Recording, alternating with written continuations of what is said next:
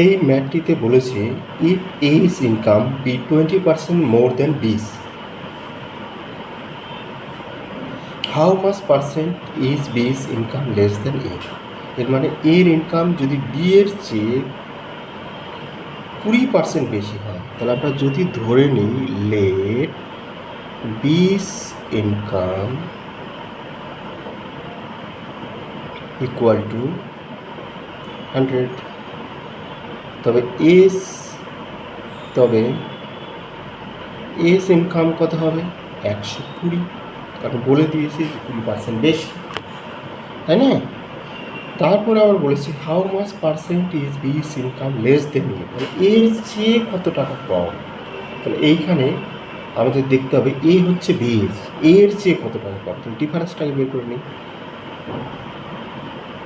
Difference কত তাহলে এ minus B equal to কত 120 মাইনাস 100, এইটুকু সমান সমান কত হবে 20। তাহলে লেস পার্সেন্ট, এটি double S, less percent equal to হবে লেস বাই এ, যেহেতু এ হচ্ছে বেস, ইন্টু 100%। লেস কত 20 বাই 120 গুণিত 100%।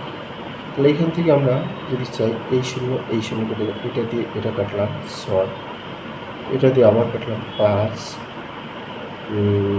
3, তাই তো 3 × 6 ওটা 50, তার কত চলে আসলো আমাদের কাছে 50/3% বা 348। তাহলে 16/2/3% লেস। তো এটাই হবে আমাদের আনসার, ঠিক আছে? তো আমরা যখন এক্সামে যখন যাব তখন তো আমরা এই লেখাগুলো লিখব না, শুধু আমরা মনে মনে ধরে নিলাম এটা 100, তারপরে এর ইনকাম তাহলে 120 হবে, ডিফারেন্সটা আমরা বের করি, সাথে সাথে এই ফর্মুলা একদম এইখানে চলে আসবো, এইটুকু লেখার দরকার নেই, এইখানে চলে এসে পুকুরে কাটাকাটি করে যেটা আসবে সেটাই হবে আনসার। তো এইভাবে আমরা একটা অঙ্ককে মোটামুটি 40-50 সেকেন্ডের মধ্যে কমপ্লিট করে নিতে পারি।